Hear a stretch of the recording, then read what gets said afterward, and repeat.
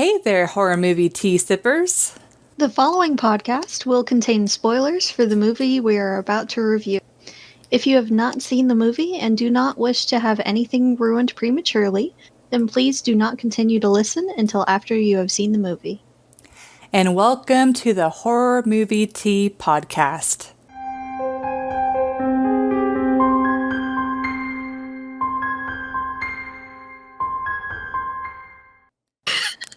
Ooh, it's Halloween. Okay, I didn't know where you were going with that. I was a little confused for a moment there. I believe it's our first video that we're coming out for Halloween. It's our first bonus. Yes, but I think it's the actual first Halloween video too, because it's September 30th, I think, is a Wednesday. Hell, you're right. Yeah, so, haha. So, welcome, guys, to our first Halloween episode. You guys are in for a month full of treats and bonus materials. And we're going to... I have a feeling this episode is either going to be extremely short or it's going to be very long, depending on how this conversation goes. We're just winging it, guys. We're having a night. It is a fun night. We got our drinks. What is your poison tonight? Well, okay, I have a story behind this. So I am drinking the Tivana Citrus Lavender, which is one of my favorites, but sounds good. As it was my very last tea bag, and as I was throwing away the container to recycle it, I looked at the expiration date, and it expired in April. But I'm pretty sure I've had a bag or two after it expired, and I haven't died yet, so... But if anything happens, you know what to blame. I mean, it's like expired tea. I mean, it's dried stuff, so, I mean, I would imagine it just loses a bit of its flavor. It doesn't really go bad. See, my anxiety just goes to, because it's expired, it's creating this toxic chemical, and it's going to kill you. That's where my anxiety goes. That's not how any of this works. I know, but anxiety brain, man, Truth. It's Fair. rough sometimes. Fair. But anyways. Fair. Today, for our first Halloween episode... What? You got yours. What?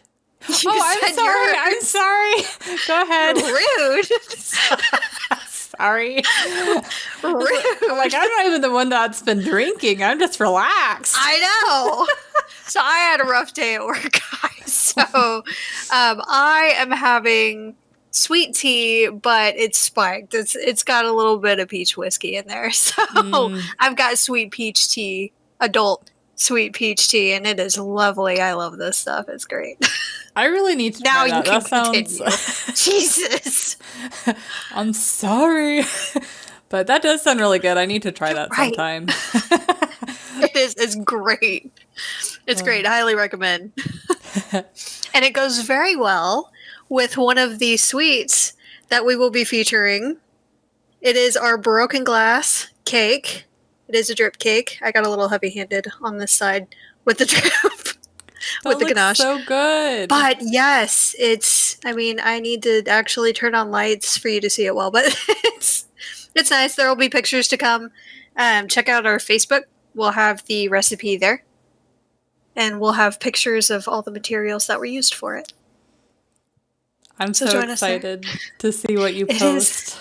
It's so good, guys. Guys, it is white cake with whipped white frosting. And it's got strawberry jam in the middle. You can substitute with whatever flavor jam. I use strawberry because that's what my husband prefers. I was going to use raspberry, but he nixed that. So you can use whatever you prefer. I stuck with a red one just because it's the season. 'Tis the season for blood and gore. And the broken glass was an experience. I will say, guys, get a candy thermometer. please don't do this to yourself. Like, don't say, it's fine, I'll wing it. No, that doesn't work. Get a candy thermometer, please. You found out the hard way. I found out the hard way. Normal thermometers do not have the temperature range needed for glass candy. So get a candy thermometer. They're actually not that expensive. I got one from Target for like $10, $11. I'm sure there's some cheaper, but that was just the cheapest, easiest, most accessible that I could find that I could pick up within the hour. So, and we also need to shout out your Halloween decorated room. See, you didn't give me the heads up, so I didn't have time to decorate my room. Moment. Okay, Legit, guys, wait, this happened the spur of the moment. Like, no joke. Half of this stuff was from the Dollar Tree today. Like, I was going to pick up the peach whiskey, and Dollar Tree was next door, and I saw Halloween decorations in the window, and I can't help myself. I know it's hard I have a problem. When it comes to Halloween, guys, I have a problem. My husband doesn't generally need to worry about my shopping except around Halloween. And then I come back. He knows I went to the liquor store. I come back with another bag, and he's like, "Dear God, where did you go?" And I start pulling out these Halloween things. He's like, no, where did you go? And I'm like, it was just Dollar Tree. It's okay. He's like, how much? How many things did you get from Dollar Tree this time? It's just 4 things. It's just 4. It's okay. Shh. Just $4. This is fine. Everything's $1. Shh. Oh, man. Yeah, the Dollar Tree is a great place for cheap Halloween decorations. It is. You will not find this, if you're wondering. This was 3D printed by us. But, like, the bird, the bat that you can barely see up there above the ghost, and there's a skeleton dude that you can't see behind my computer.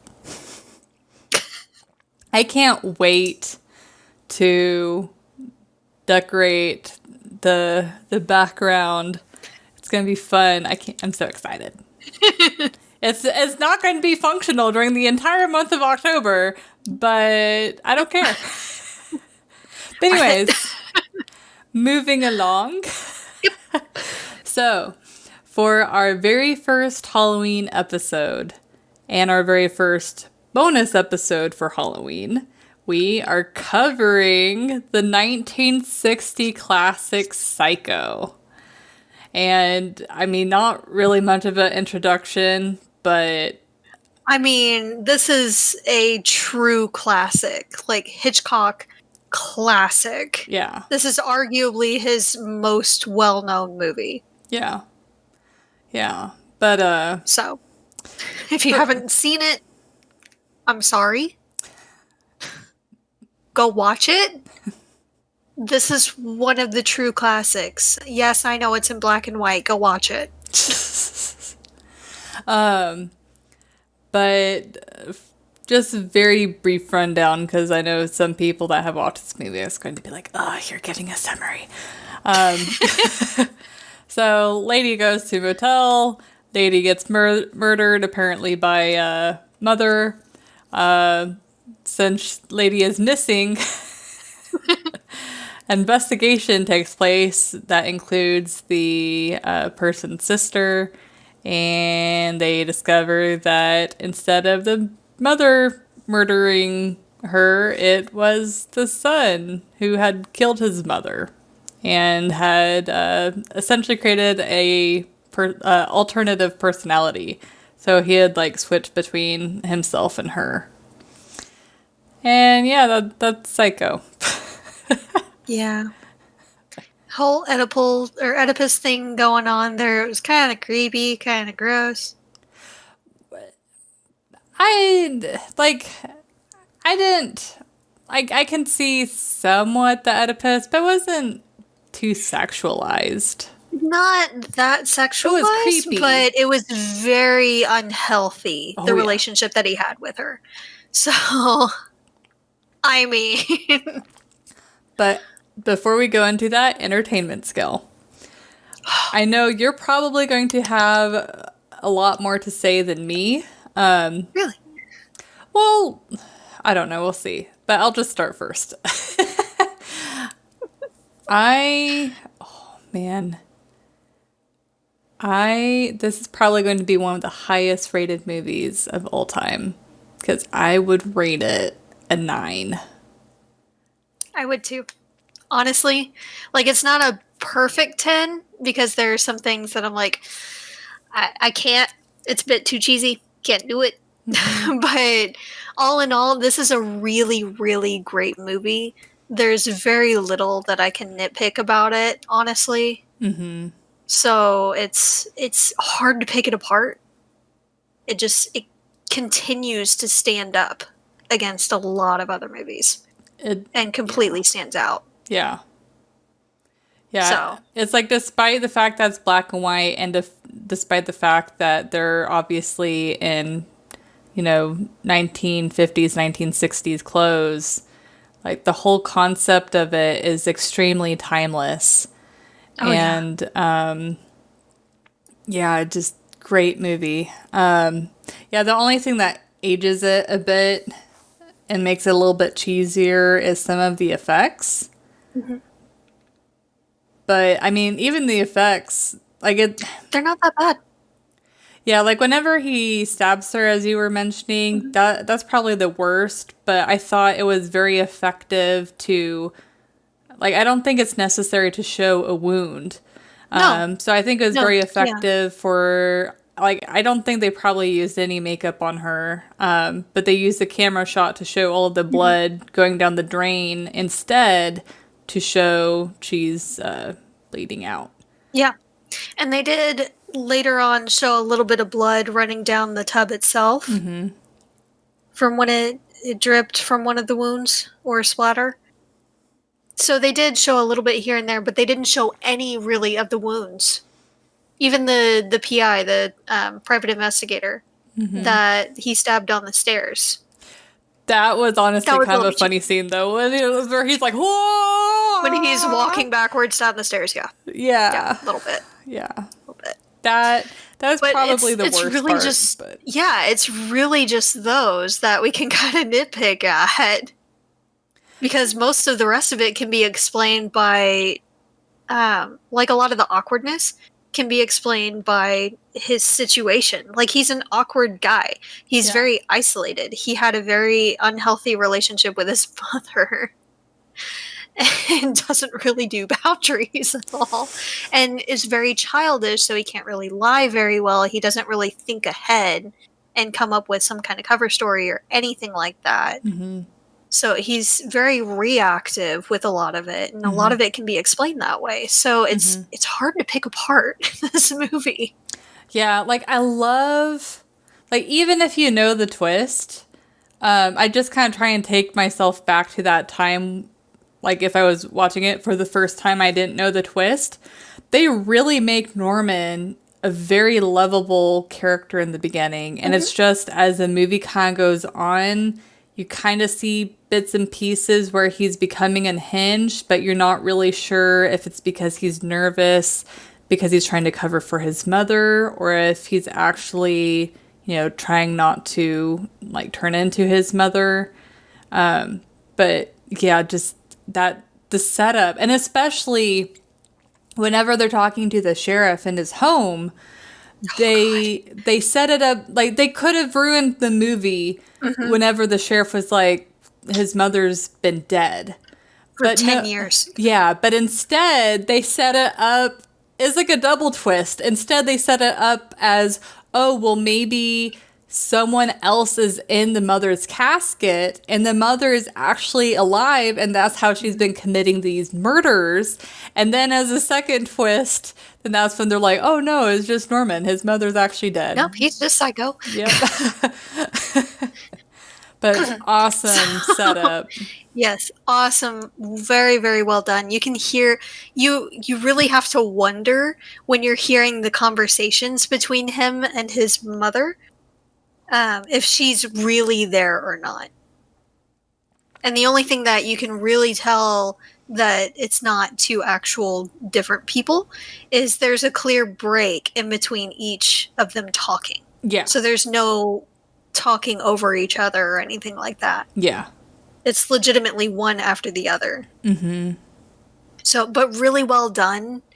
After you see the scene with the sheriff, it cuts to him on his porch thinking about everything and then going up there, and then they just show kind of a almost top-down view. It's kind of angled a little bit, but it's almost a top-down view of the landing on the second floor and the staircase. Yeah.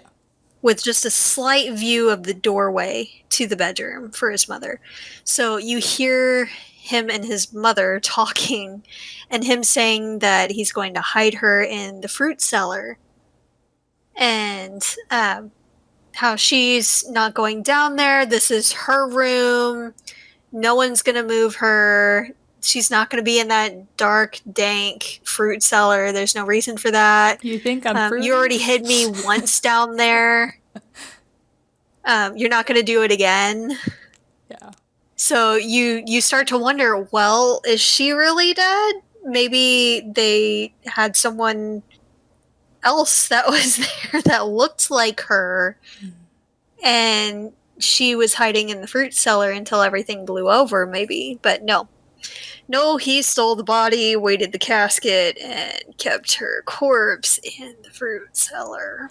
But what makes this movie so amazing is there's so many movies on once you know the twist, watching the movie again, it doesn't really do anything for you. But for this movie, like rewatching it after you know the twist makes it even creepier. Like especially whenever he's moving her from the bedroom to the fruit cellar, you see her body and you know that's a corpse. So it just like gives you the chills. I love it. Yes. And you don't really think much of it when you watch it for the first time because, I mean, everything that you know is that she's a frail, ill woman. Yeah. So when he's carrying her out and she's very thin and very fragile looking, you don't really think anything of it. Apart from, dang, she has a strong voice for such a little woman. But, just seeing that is just so creepy. Yeah. It's just so gross. It's so creepy. I guess my only other complaint is the effect of the corpse of the mother, but I guess you could also argue that since he was knowledgeable in taxidermy, that he just kind of messed her up a little bit, trying to conserve her. I mean, it's a different ball game with like animals versus humans. He preserved her, and the sheriff did put it. Or the psychologist, whoever it was, put it very well. He preserved her as best he could. Yeah. So, I mean, for 10 years? I mean... Yeah, pretty good. And the fact that he could pick her up and she wouldn't just, like, fall apart in his arms, I guess is impressive. Yeah, that's really disturbing thinking about. But he was like moving her around and having her in a chair by the window at one point, and you could clearly see an outline of where he would lay her corpse in the bed. Yeah. So, I guess now that I'm thinking about it, the other things that ages this movie a bit is the way that the men talked about the women is definitely very 1960s, and how the women didn't talk back at all. Yeah, or like example, like whenever Marion or Maria. Marion. Yeah, thank you. Because I know the book Psycho actually had her as like a different name. So, and I read both of the names, so now I got myself confused. But anyways, Who's Marion? Thank you. whenever it has like the voiceover as she's driving, and it's the guy that with the money, he's like, she wasn't even looking at it, and she is scheming in her head. It's just, at that time, it was very much like, oh, the woman is like the temptress, and all of these, and so they play up on that. But I feel that part of the movie that it ages like way more in the beginning of the movie whenever they're talking about her, and it's fairly minimal. Yeah, it's not bad. Like, it's a little bit like, ugh. Like, it kind of makes you pause, but it doesn't disgust you. Yeah. Like, it's not like that And bad. it's something that I could still imagine happening in today's world. Honestly. Very rarely, but rarely, yes. But I could still see it happening. Potentially. And then I don't really see an idiot dumping out $40,000. Yeah. Right in front of someone. Which is about 350,000 today. Yeah, we did look it up. It's a little over 350K. Yeah, we kept on griping on how inflation sucks, but yeah, she bought a car. She traded her car in and paid an extra $700 and got another used car. Yeah. So that was a thing. Yeah. But and then another thing that ages the movie is, I'm not going to say the word, but at the very end of the movie, the psychologist says a word. Well, no, I guess it's the boyfriend or sheriff that said the word. It was the sheriff. That is now considered, nowadays, for the trans community, is considered an offensive word. So, but I mean, it was the time. Mm-hmm. And the psychiatrist did correct him. Yes. Yeah. And gave an explanation and said a clear difference. Like, he was not in that kind of state or anything. He wasn't dressing as his mother for that reason. Yeah. He was dressing as her for a more mentally ill reason of trying to keep her alive in his mind and becoming her. Yeah. Yeah. And I honestly really love the psychologist in this movie. Just the way he explains things. It's like he really got in Norman's head and really fully understood or tried to understand what was happening. And it's a chilling One of the moment. deputies was like, if you're trying to lay some kind of groundwork for some kind of plea, he's like, psychologists and psychiatrists don't do that, dude. We just try to explain what the heck is going on. Yeah. Yeah. Like, the groundwork's already there, dude. Like, he's gone. He's around the bend and 3 blocks down. Like... that has long passed, dude. We found him in his mom's dress and a wig and a knife. Like, yeah, he gone. And then another thing that I really enjoy about multiple things, but they're kind of related, is the cinematography, like the shots of the camera. Like, they do a very good job having uncomfortable shots and good shots and like the overhead shots, and then also the lighting. Like, yes, this, like, especially when she's driving. Mm-hmm. Yeah. When Marianne is driving, it's so dark, and with the rain and everything, I mean, it's... Everyone, I'm sure, that watches our podcast knows that it's such a pain in the butt to drive at night when there's heavy rain. Most of us would just rather not. Yeah. If at all possible.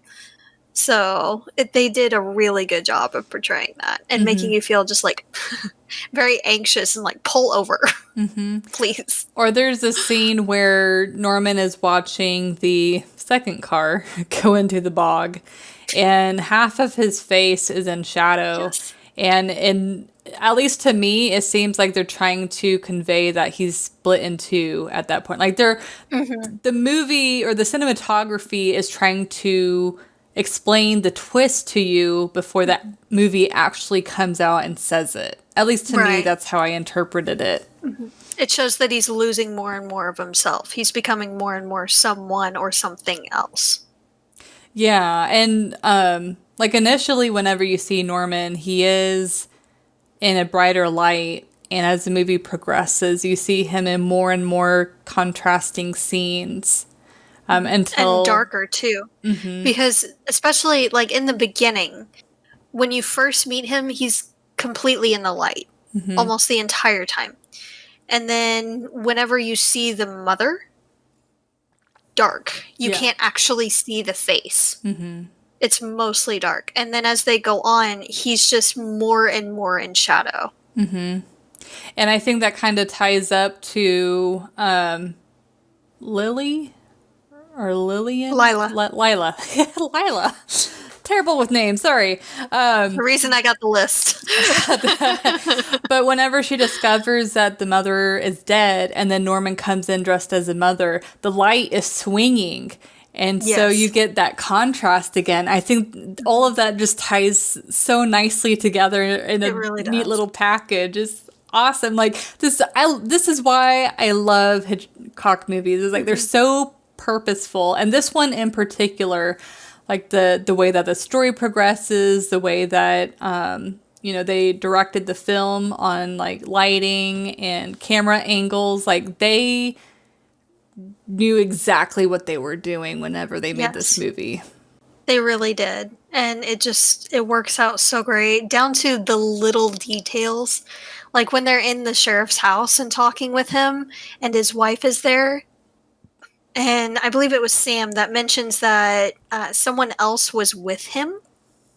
Like he was banging on the door and all, and the mom, or Mrs. Bates wouldn't come to the door, couldn't or wouldn't come to the door. And the wife was like, "Oh, Norman married?" And they were confused. Both of the others were confused. They're like, "No, it was an older woman, his mother." And then she had this look of what the heck on her face, like, wait a minute. So just seeing that, because the sheriff steps in and starts talking at that point, you see his wife Yeah. right behind him. Her face is like, wait, Yeah. that can't be right. You just see all these different emotions going through her face of what the heck. But it's like That can't be right. There's something wrong here. No, this isn't what's going on. Well, and then they also like pull one on you because it's like those who are paying attention would be like, oh, well, something's definitely off. So maybe his mother like doesn't exist or isn't alive or whatever. But then they almost fill the plot hole and be like, no, maybe his mother is alive and it's someone else in the grave. It's just Yes. that's how you do plot twists. But then they were talking, like the sheriff was like, "I'm not going to bother him tonight. No, we're gonna call him in the morning, whatever." And she's like, "No, we're calling him." She like picks up the phone herself. And it's like, "I need you to connect me to the Bates Motel." And they call, and then the sheriff talks to Norman and is like, "Well, the PI left, and that was that. He hasn't been back." But I don't have anything much to add on the entertainment scale. I mean, we obviously like the movie, and there's a few things that nowadays we probably wouldn't have it in the movie, but Yeah, honestly, I know they've remade the movie and all, but I feel like this one was such a classic. It's hard to remake something like this. Yeah. It really is. Yeah, it's really a work of art. Yeah, it really is. And everything they did such a good job with it. A lot of the scenes are so powerful, and the shots and everything, they're just so powerful. They have this one scene where they're just watching the blood go down the drain. They hardly move. They zoom in a little bit, but they barely move, and it's just such a powerful thing to watch it. So it's just little things like that make this movie great. And it's hard to recapture that. I feel like nowadays they would just go overboard with a lot of the gore and everything, and just make everything more obscene. Yeah. When really it wasn't needed. It didn't need it. They didn't have it in this one, and it didn't need it. It was powerful enough on its own. Yeah, and then the way that the actors portrayed the character. Like, I saw I think it was 1998 remake of Psycho. That was actually the very first rendition of Psycho I saw. I'm sorry. My But condolences. but comparing the original to the remake, like I forget the actor's name, but he definitely came off. Anthony Perkins. No, the new guy Oh, in yeah. the 98 one. But he came off as a lot more creepy, a lot less likable. He definitely seemed like a pervert, while Anthony Perkins really played off the, innocent and lovable, childish, like, innocence almost. It's really hard to replicate. A performance like that. Yeah. So, but He did a really good job. It's hard to suspect him, especially at first. You see a little hint of darkness when he's in the parlor with Marion. Before the shower scene, of course, but yeah. He's talking with her while she's eating a sandwich, and she casually mentions, she had heard an argument and it sounded kind of heated between him and his mother. And she suggested, like, why don't you put her someplace? And he goes on somewhat of a rant a little bit. So you see a little hint of darkness there. Yeah. And then at some point you see almost a switch. And he's suddenly very calm and a little more childlike and kind of playful and all, innocent. So you can kind of see almost the almost the switch, where he changes a little bit. Yeah. Back and forth, and it's just, Yeah. Love this movie. So definitely a hard 9 for me. Yeah, for sure. Yes. Shall we move on to realism? Yes. All right. So, oh man, I'm kind of not sure. What do you have an idea yet? This is kind of a toughie. I mean, it's hard because we have to consider it back in a time. I mean, definitely before we were born, so it's hard to gauge.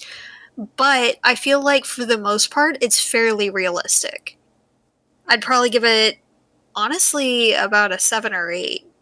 Again, probably the highest rating that we've given for a movie. But I could easily see this kind of thing happening. He's a very isolated man. It's a small town, it seems like, at the time it was. And where he's at, the motel itself is very much out of the way. So that road used to be the highway, but now it seems like it's become almost like a back road to nowhere. So he gets almost no business. There's not really any witnesses or anything. And there were, they said, 2 other missing persons cases for young women. So the only thing I can think of is, I mean, if he got kind of lucky, it seems like those other 2 girls didn't really have anyone with either the means or the real drive to find out what happened to them. Yeah. Or maybe they just didn't go out that way. They didn't realize that the girls might have traveled that way on that road. Maybe the girls got turned around when they were heading a different way. Because he did mention at one point that most people that wind up there missed a turnoff or something. They got turned around. So they might not have realized that the girls went out that way. Yeah. Or he might have lied better that time. Or the people that investigated weren't really asking the right questions to kind of throw him off, like the private investigator did. See, I wouldn't rate it quite that high. I think it's definitely a solid 6. And the reason why I say that is, especially in the beginning, whenever Marion is caught by the policeman being asleep in her car, she did a terrible job lying. And I feel like someone who was purposely trying to lie would probably do. I mean, there's bad liars out there. I'm a bad liar. But Well, I guess you're off the help me hide the body list. But it's like, even if I feel like I would lie better than she did, and I know for a fact that I'm a bad liar. I feel like she wasn't really thinking about it. She could have easily come up with another excuse, but she was very flustered. Yeah. I mean, you have a large sum like that in cash on you, and you're bound to be a little bit flustered too. Yeah. But I mean, I feel like the cop was a little overly suspicious too. Well, a little bit. And whenever he was following her, the fact that he made a Yui and then was like standing against his car and watching her. That was a little creepy. Well, to me, that just seemed like very movie policeman. Like, I don't think an actual policeman would actually do that. And then the fact that she kept looking at him. Why? Like, if you see him in the corner of your eye, just ignore him. Just pretend he's not there. Make it more obvious, why don't you, that something's up. Well, and then it's also weird that the policeman didn't really come to play later in the movie. Because it would have been interesting to see if the PI had maybe contacted the police to see if maybe they saw like her passing through. Just like, not even to contact the police about the fact that she is missing, but just to ask basic questions. And then that cop could have popped in and be like, well, she was acting weird. Mm-hmm. Well, I'm surprised he didn't like file a report or something. I know there was nothing that he could prove, really. All the papers were legit and everything. Sorry, guys, this is like my second glass here. So, he can't really prove anything. There's no evidence of wrongdoing or anything, but I'm surprised he didn't at least, like, mention it in some kind of report. Yeah. Because it is pretty odd that she would go from an Arizona license plate to California. Like, she was obviously trying to get rid of her car, especially since she drove it in and then quickly zoomed out with the new car. Well, she almost left without her luggage. Yeah. She almost just took the purse and left the luggage and all her clothes and stuff. Yeah. And, like, the only person I can picture being bad at lying is Norman, with the fact that he's such a hermit and he's not used to interacting with people. And I think it was a pretty good performance, because there's a part where he was, like, kind of stuttering as he was trying to think of a lie as he was talking. I thought that was a really good effect. But the other part that kind of knocked down the realism was the private investigator. I understand that they have liberties that cops do not, at least from my understanding. But he just seemed a little bit too much of the typical movie PI. He was almost like out of everyone. Well, again, it was also the times. Yeah, but he almost seemed like a cartoon character that you would like. He was very aggressive. Yeah, very aggressive. I have known some people like that. They don't take no for an answer. They just keep hounding and all, like, back off, dude. Yeah, enough's enough. So I could still see that happening. They just happen to get that one PI that's like a freaking dog with a bone. Like, can't just let it go. Yeah. And to be fair, in that kind of situation, when he's acting all squirrely and all, I probably wouldn't have let it go either. Yeah. Now, I doubt I would have just walked right into the house. I mean, at least call out or something. Yeah. But I know it's not technically breaking and entering because the door was unlocked, but still, that's at the very least trespassing. Which, no. Well, and then, so the very last thing that ticked down the realism for me is the fact that Norman has been getting away with the murder for so long. Like, the two previous missing cases, even if those families didn't actively try and find those people, if the police obviously had a missing persons report, and so if they had suspected at all that they had stopped by the Bates Motel, they could have talked to Norman, and Norman would be a bad liar just like he is in the movie, and that probably would have set off red flags. So I don't know. I kind of feel like it'd be one thing if this was his first murder, but since he's gone through this before, if he had been questioned, he probably would have accidentally given himself away, even if he, came up with a good lie or whatever. Well, that's why I was saying before that he might have gotten lucky. Because a lot of times if the cops don't have a lead within a certain amount of time, the trail goes cold. Yeah. And it becomes a cold case. That's why the psychiatrist was asking the sheriff, do you have any missing person cold cases? Yeah. By chance? And that's what had happened there. Yeah. And they had no reason to really suspect. It's an out-of-the-way path and all. And again, if they had questioned him, he could have potentially just said, yeah, they came by, but they left. Here's their receipt for cash. Yeah, but then, if, just like the PI, if they had looked to see the log of all of the people, they would have seen, oh, they actually did not check out. Or whatever, because I believe those books have check-in times and check-out times. Sometimes it depends on the place, but he could have. There are some, I believe, that just have the times, and he could have written in the time. Yeah, you can make up any damn time you want at that point. If he had thought of that, yeah. Again, you're right. He might not have, but Mother might have. Maybe. So that's why it's like, it's not completely solid that he would be able to for sure get away with those two missing person cases. But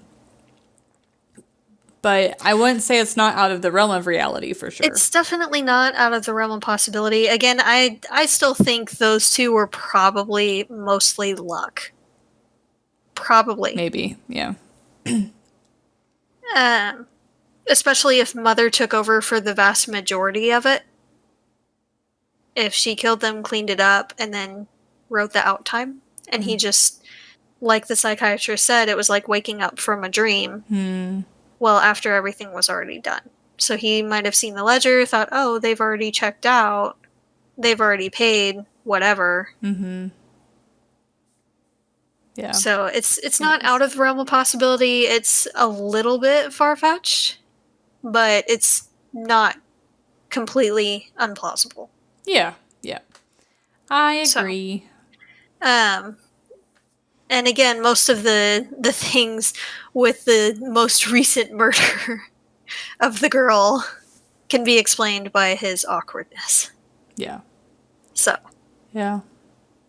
But, well. Realism, though, with the walking backwards down the staircase. With the PI getting stopped. That was, yeah. That was one of the most unrealistic things. Well, it looked like almost his feet were sliding down. It's like, how did that happen? Like just a ramp and all, and he was just walking backwards down the ramp. Yeah, that was. No. Yeah, for entertainment and realism, that was just a silly scene overall. Okay, yeah, that's another reason why I did a 6. Yeah. But it's overall, again, it's a great movie. Yeah, and they did the best they could with what they had. I mean, most of the time they're not just gonna like push a guy down the stairs. Yeah. For the effects and the lulls, they're just gonna have him walk backwards for the lulls instead. But yeah, if there's anyone out there that hasn't seen Psycho, you need to see it. Don't watch the remake. Don't. Please it does not have the same effect. And don't go watch American Psycho. That's not even remotely close to the same movie. Please don't. Go watch the original. It's worth it. Yeah, very good movie. Like I said, there's a few things that nowadays would be frowned upon, if not even considered unacceptable, but they're very few and far between. Like, this movie overall is pretty timeless, and I hope that it continues to inspire and affect future horror films. For sure. So, Absolutely. So I've got nothing else on this movie. I think we've said our piece on it. It's amazing. Go watch it. Do you have anything else? Other announcements or anything? no, well, anything additional, because I know we are planning to do some video game live streams of horror movies, but we will add those details at a later date. Yes. So we're doing, we'll have some scary short films that Yes, I'm so excited. you'll be able to watch with us and see our reactions and things.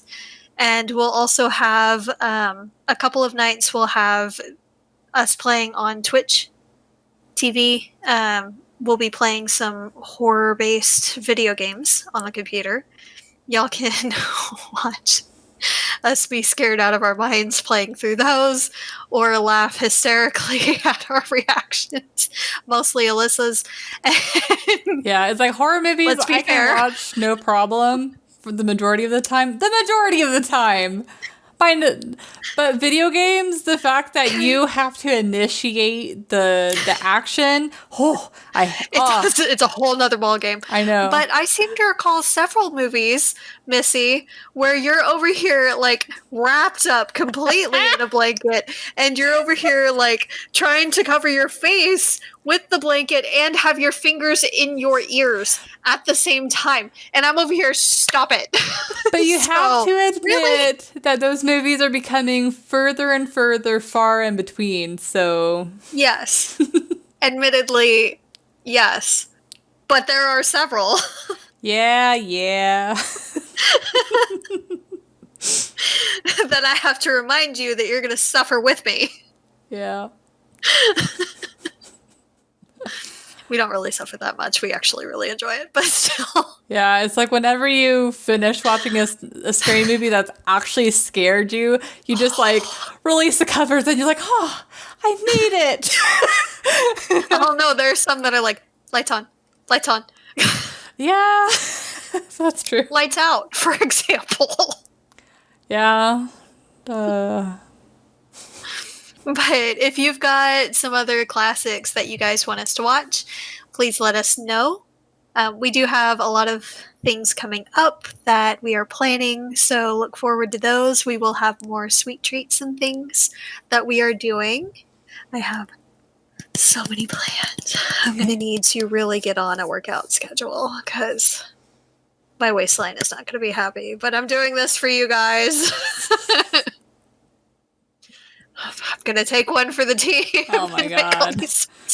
Eating sweets, taking one for the team? I don't think so. Hey, I'd give some away, but I was forbidden to.